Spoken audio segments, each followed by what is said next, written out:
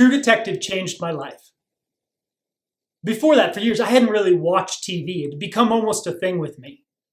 But True Detective showed me something that I had never seen before. And it wasn't the crime. In fact, the crimes involved are almost always garden variety, greedy, grasping examples of corruption and perversion. No, it wasn't the crime. It was the way the detectives failed to solve it. By the time Rust and Marty unravel the conspiracy behind the deaths of Marie Fontenot and Dora Lang in season 1, almost everybody involved in the original crime has died of natural causes. In season 2, Ray, Paul, and Frank all die without any sort of closure. And by the time that Wayne finds the missing girl in season 3, he is so addled by old age and dementia that he can't remember who she is or why he was chasing her to begin with.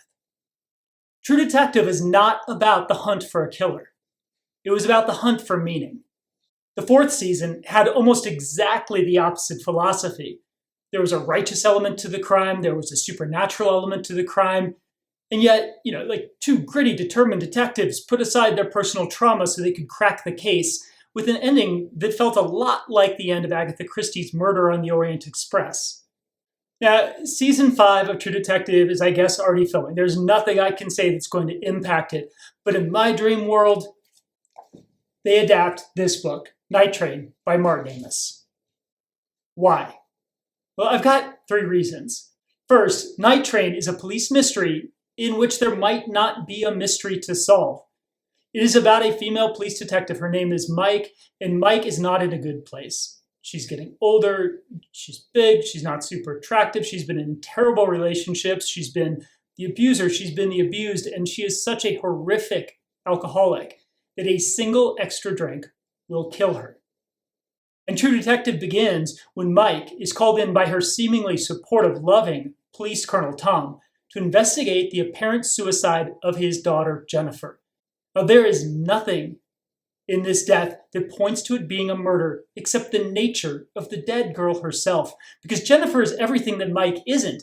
She is this beautiful, brilliant person, and she's just so optimistic. She is the sunshine around which everybody else's world revolves. Which makes Night Train an investigation into a murder.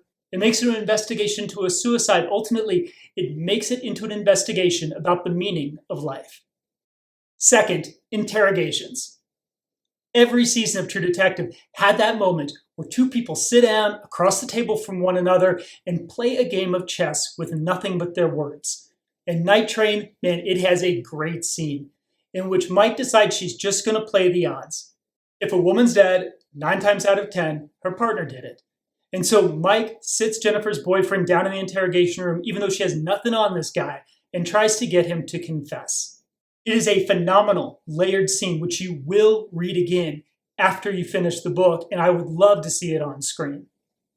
And last, this is a spoiler. It's not a little spoiler. It is a big spoiler for the end of Night Train. The end of the book, Mike realizes that all the clues she has found were in fact planted by the dead girl herself, because Jennifer had realized her dad was a cop. And as a cop, Tom would never be able to let her suicide go. So she'd created a story for him. Something that he could hold on to, when the real truth is simply that Jennifer had the courage to look life in the eye. She had realized that this world will never measure up. We are all just pieces of meat on a rock floating through a dead universe, and the best course of action is simply to walk into our own extinction. Sound like anybody you know? The philosophy of Night Train runs exactly parallel to the world of Rust Cohle, and it would make a perfect season of True Detective. If you like mysteries like this, mysteries that are as much about the meaning of life as they are about solving a crime, check out my short story Goulash. I tell people that Goulash is basically Blade Runner set in a cornfield. An artificial intelligence is found dead, drowned in an idyllic stream, and when none of the applicable algorithms can calculate a likely cause, a human clone is tasked with the investigation.